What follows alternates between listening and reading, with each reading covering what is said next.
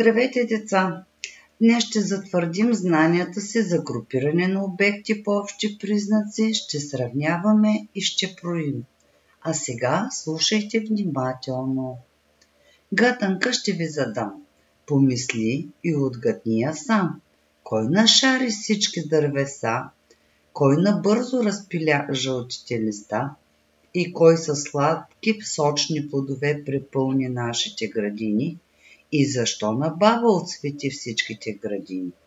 Кой на Мечо и на Ешко рече: хралупите с листа си постелете и за дълъг сън се пригответе? Кой ли? Зимата ли? Я внимавай, хубавичко помисли и без да питаш отгадни. Що е то? Есента. Есента е любимия ми сезон. Тогава дърветата са толкова красиви с нашарените си листа, а в двора на баба има толкова много плодове и зеленчуци. Днес Штурчо и неговите приятели са ни подготвили интересни задачи. На дъската съм поставила плодове и зеленчуци, характерни за есента. Разделете на две групи. В едната поставете всички плодове, а в другата зеленчуците. Деца, можем ли да се справим с задачата, която ни е поставил Штурчо? Нека ги групираме. В лявата страна поставете плодовете, а в дясната зеленчуците. Когато поставяте магнита на дъската, искам да казвате какво сте взели и в коя група смятате, че трябва да бъде поставен. Добре, започваме. Крушата е плод и я поставяме в лявата част на дъската. Вземаме зелката и къде я поставяме? Поставяме я в дясната част на дъската, защото е зеленчук. Червената чушка е зеленчук и я поставяме вдясно. И така, докато групираме всички плодове и зеленчуци.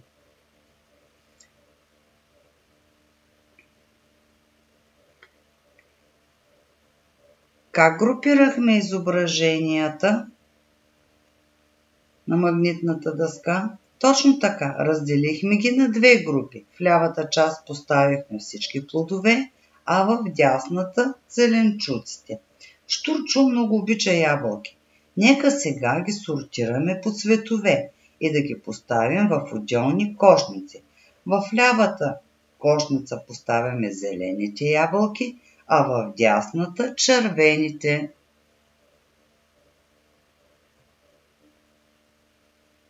Сравнете групите на ябълките. Отбележете с точки по колко ябълки има във всяка кошница. Колко зелени ябълки има в лявата кошница? 4. А колко са зелени червените ябълки? 3. В коя кошница ябълките са повече? Поставете правилния знак. Точно така, зелените ябълки са повече от червените. Деца, нека да помогнем на Штурчо да разбере кои зеленчуци са най-много. За целта, нека групираме зеленчуците по вид. Във всяка щайга ще сложим различни зеленчуци, както е показано на картинката под щайгата. Хайде да групираме зеленчуците. В първата щайга поставяме зелките. Под втората щайга е показано, че там трябва да поставим червените чушки. В третата щайга поставяме зелените чушки, а в четвъртата морковите. Поставете толкова точки, колкото са зеленчуците във всяка щайга. Така, поставяме точките. Сега нека проверим дали вашите другарчета са преброили правилно зеленчуците. Нека заедно да преброим зелките. 1, 2, 3, 4, 5, 6 зелки. А сега червените чушки. 1, 2, 3, 4, 5. 5 червени чушки. Колко ли са зелените чушки? Нека ги преброим. 1, 2. Правилно. А морковите? 1, 2, 3, 4. Морковите са 4. Вашите другарчета са работили правилно. Кои зеленчуци според вас са най-много? Разбира се, че зелките са най-много. Колко са те? Нека ги преброим. 1, 2, 3, 4, 5, 6. А кои зеленчуци са най-малко? Да, зелените чушки са най-малко. Червените чушки или морковите са по-малко? Морковите са по-малко от червените чушки. Колко са морковите? 4. А колко са червените чушки? 5. Значи морковите са по-малко от червените чушки. Нека сега поставим зеленчуците в щайга, като се съобразиме с знаците поставени под нея. Бъдете внимателни и помислете добре. Можем ли да поставим зелките? Не. Защото знака показва, че зелките не могат да се поставят в щайгата. Можем ли да поставим червените чушки? Не, разбира се, защото имаме забрана за червени зеленчуци. Да поставим ли зелените чушки? Да, защото нито са зелки, нито са червени. Поставяме зелените чушки. А морковите можем ли да ги поставим? Разбира се, че можем. Поставяме и морковите. Деца, седнете на столчетата около масичките. На всяка маса има поставени разноцветни пръчици. Всеки от вас има 3 чаши. Поставете в първата чаша толкова сини пръчици, колкото пъти щракна с пръсти.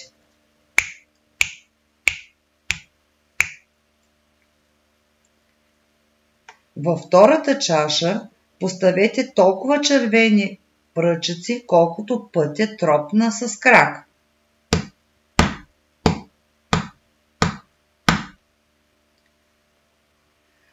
А в третата чаша толкова жълти пръчици, колкото пътя плясна с ръце.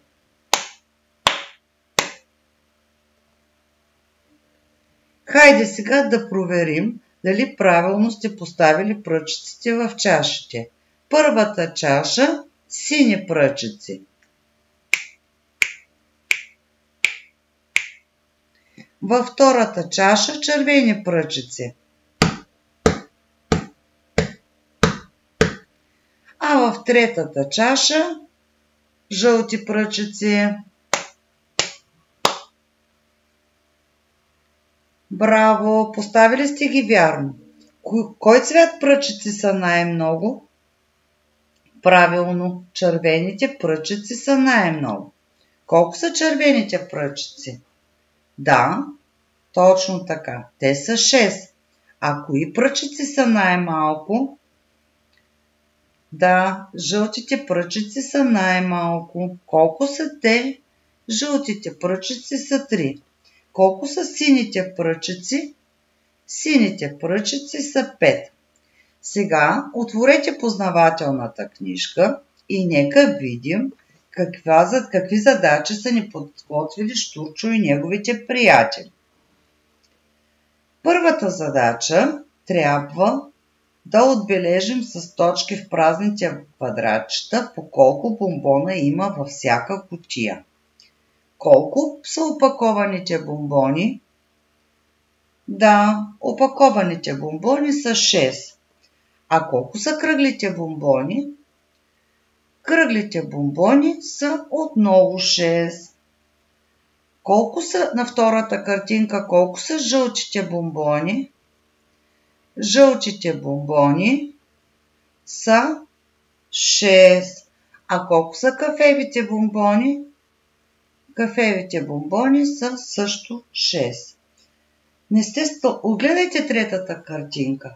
Не сте сложили нито една точка. Защо? Правилно.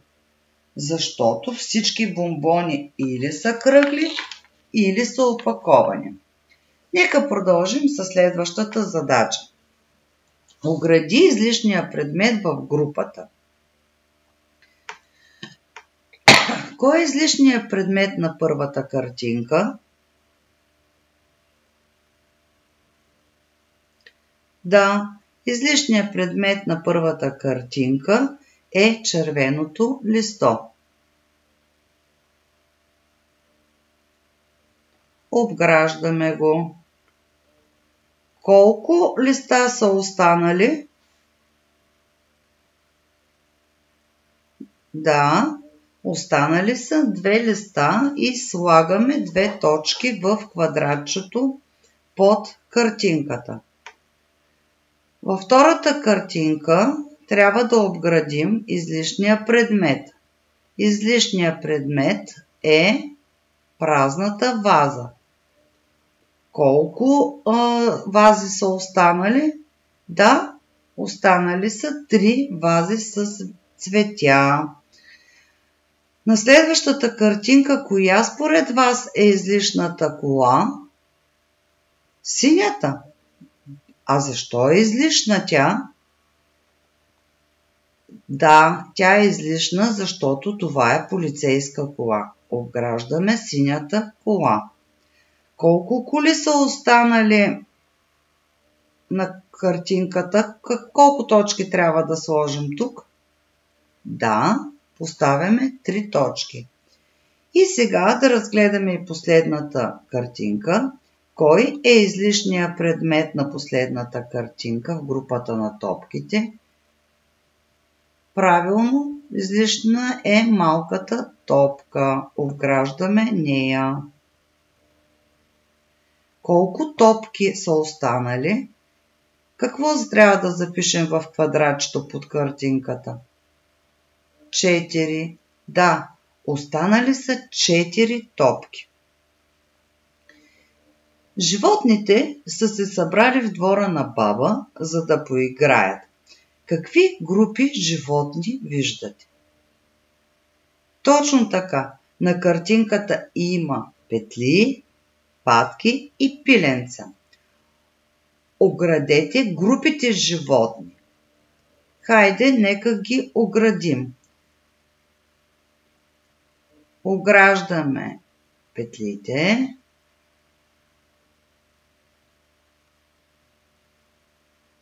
След това ограждаме пиленцата. И накрая ограждаме патките. Така, оградихме ги. До всяка кошница трябва да поставим животинче, както е оказано под нея. В първата кошница поставяме 3 пиленца. 1, 2, 3. Във втората кошница какво трябва да поставим? Трябва да поставим 4 петела. Поставяме ги. 1, 2, 3, 4. В третата кошница поставяме 4 патета. Не 4, а 3. Поставяме ги 1, 2, 3 патета. В четвъртата кошница какво поставяме? Правилно, в четвъртата кошница поставяме 2 петела. Ето, поставихме 2 петела. И в петата кошница поставяме 2 пиленца. Остана ли животинче, за което няма място в кошниците? Да, остана едно пиленце. Колко пиленца имаше на картинката? Спомняте ли си? Правилно, на картинката имаше 6 пиленца. А колко бяха петлетата? Можем ли да кажем? Да, петлетата също са 6. Продължаваме с следващата задача. В следващата задача трябва да поставим липсващите елементи в празните квадратчета, така, че да не се повтарят във всеки ред или колона. Започваме от това квадратче. Като огледате внимателно, коя картинка трябва да поставим тук? Коя е липсващата картинка в тази колонка? Точно така. Липсващата картинка е гъба. Хайде да видим какво трябва да поставим в това квадратче. Имаме жълъд, заек, петел, гъбка. Коя е липсващата картинка? Правилно. Липсващата картинка е пиленцето. Нека да разгледаме ето тази колона. Коя е липсващата картинка? Да, тук го няма зайчето. Поставяме зайчето. А тук какво трябва да поставим? Кое липсва? Липсва гъбата. Поставяме гъбата. На този ред какво трябва да поставим? Няма го кой? Няма го петела. Поставяме петела. Хайде да погледнем последния ред. Какво липсва в него? Липсва жълъда. Поставяме жълъда. Сега да видим тази колонка. Коя картинка липсва в колонката? Липсва пиленцето. Поставяме пиленцето. И какво остана да поставим тук?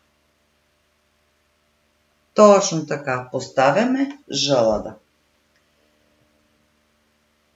Днес, деца, ние групирахме обекти, сравнявахме и броихме до 6.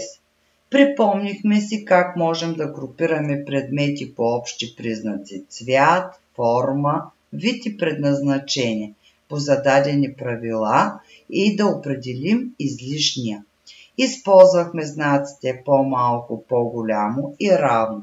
Забелязахме, че когато групираме предмети по дадени правила, трябва много да внимаваме какво е позволено и какво не. За това, че вие работихте вярно, съм ви подготвила следната игра изненада. Ето ги и правилата. На всяко дете ще поставя емблема на превозно средство, лека кола или камион, които ще са или червени, или жълти. В занималнята има 4 гаража, на които са поставени знаци, а вие трябва много добре да ги разгледате и да помислите къде трябва да се паркирате. При сигнал на път всички започвате да се движите из занималнята. При сигнал в гаража всеки от вас трябва да намери гаража, който съответства на емблемата. Огледайте своята емблема и бъдете внимателни, за да намерите вярно своя гараж. Деца, днес бяхте прекрасни. Ако искате, можете да решите допълнителните задачи, които съм ви подготвила. Първата от тях е свържете точките по указания начин, а втората отцветете както е показано. Благодаря ви за вниманието.